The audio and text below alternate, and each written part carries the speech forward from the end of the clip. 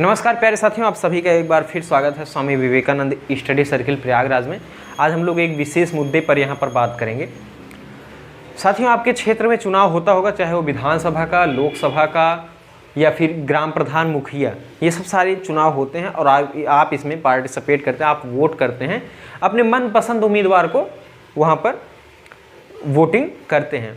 तो आपने देखा होगा कि जिस उम्मीदवार को आप वोट दे रहे हैं उस उम्मीदवार का नाम ही कहीं नहीं लिखा होता। आप जाते हैं तो देखते हैं कि वहाँ पर नाम लिखा रहता है क्या? वहाँ पे बल्कि कुछ ऐसे चित्र बनाया रहता है जो उस उम्मीदवार से संबंधित रहता है। पता लगा भैया कि फला ये चित्र है, वो फला उम्मीदवार का है। तो आपके मन में ये विचार आता होगा कि आखिर नाम क्यों नहीं लिखा गया? नाम ही लिख देते, आखिर उम्मीदवार वही है, सब जान ही रहे हैं, तो नाम लिख देते तो उससे क्या प्रॉब्लम हो जाती? चित्र की जरूरत क्यों पड़ी? उसी के बारे में हम लोग थोड़ा समझेंगे। और जो हमारे देश में पहला आम चुनाव 1951-52 में हुआ, उसमें क्या क्या चुनौतियां देश को सामना करनी पड़ी और चुनाव के समय में क्या प्रॉब्लम्स थी, वो सब सारी चीज़ें हम लोग देखेंगे यहाँ पर। साथियों, देश 1947 में 15 अगस्त को आज़ाद हो गया और उसके बाद अंतरिम सरकार जो है वो अपना कार्य कर रही थी, संविधान सभा साथ साथ चल रही थी।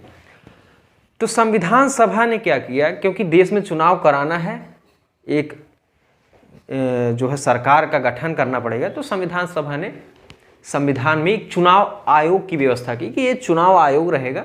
इलेक्शन कमीशन हम लोग नाम उसका जानते हैं। देश में चुनाव कराने की जिम्मेदारी इसी की होती है, चुनाव आयोग। इसका उल्लेख संविधान में कर दिया गया कि एक चुनाव आयोग होगा जो देश में चुनाव की पूरी बागडोर को संभालेगा। तो 26 नवंबर 1949 को संविधान कुछ अनुच्छेद तत्काल प्रभाव में आ गए। शेष जो है वो 26 जनवरी 1950 को पूरा संविधान देश में लागू हो गया। लेकिन उसके एक दिन पहले ही 25 जनवरी को इस चुनाव आयोग की जो व्यवस्था है इसकी कर दी गई स्थापना, यानी चुनाव आयोग बना दिया गया और इसकी स्थापना, अब ये चुनाव कराएगा। और संविधान में कहा गया था कि संविधान के प्रभाव के बाद जब संविधान लागू हो जाएगा उसके 2 साल के अंदर ही एक चुनाव जो है वो कराया जाएगा देश में सरकार का गठन करने के लिए। तो अब चुनाव की बारी आई 1951-52 में। देश में चुनाव होना है 1951 में साथियों, और 52 में ये 1951-52 में शुरू हुआ। 25 अक्टूबर से मार्च तक जो है ये चुनाव चला। लोकसभा और विधानसभा दोनों का चुनाव एक साथ हुआ। इसमें किया क्या गया कि मैंने आपको बताया कि चित्र देखकर उम्मीदवार का एक तरह से क्या होता था, सिलेक्शन। तो उसमें क्या किया गया कि जिस क्षेत्र से, मान लीजिए किसी क्षेत्र से, मान लेते हैं हम कि इलाहाबाद क्षेत्र है, इलाहाबाद, यहां से क्या हुआ कि 4 उम्मीदवार चुनाव में खड़े हुए, 4 उम्मीदवार। अब इसमें क्या किया कि जैसे जो मतदान केंद्र है वहां पर 4 पेटी, ऐसे मतपेटी रख दिया जाता था। अब इस मतपेटी के ऊपर जो है उस चुनाव चिन्ह को एक तरह से चस्पा कर दिया था, चिपका देते थे चारों पे। मान लीजिए इस पे बैल है, इस पे हांसिया,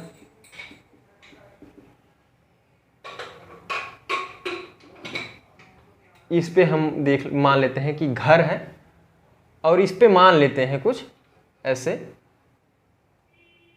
किसमें संगम का चित्र ऐसे बना दिया गया। ये 4 मतपेटियों पे 4 प्रकार के चिन्ह दर्शा दिए जाते थे। अब जो मतदाता है वो आएगा वोट करने के लिए, तो वो बैलेट पेपर को लेगा। सादा बैलेट पेपर रहता था, उस पर कुछ लिखा नहीं रहता था। जो उम्मीदवार उसे पसंद है उस उम्मीदवार के बॉक्स में वो बैलेट पेपर डाल दिया। उसके बाद जब गिनती हुई, जिस उम्मीदवार के बॉक्स में सबसे ज़्यादा बैलेट पेपर था उसको भी जयी घोषित किया गया।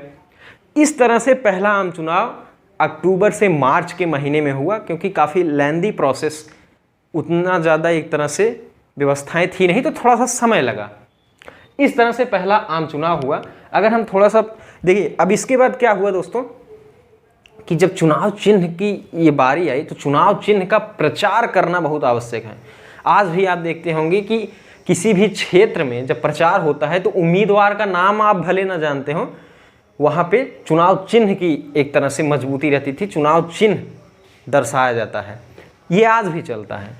तो उस समय क्या हुआ, बहुत सारे हास्यास्पद किस्से भी हुए। जैसे एक उम्मीदवार को हाथी चुनाव चिन्ह मिला एक पार्टी को, अब वो हाथी पर बैठकर प्रचार करते थे, हाथी पे बैठते थे, वो हाथी को दिखाते थे, और हाथी क्या करता था, ऐसे साइड में पेटी रखी रहती थी तो उसमें एक बैलेट पेपर डाल देता था ताकि बताया जाए कि लोगों को भी ऐसे करना है।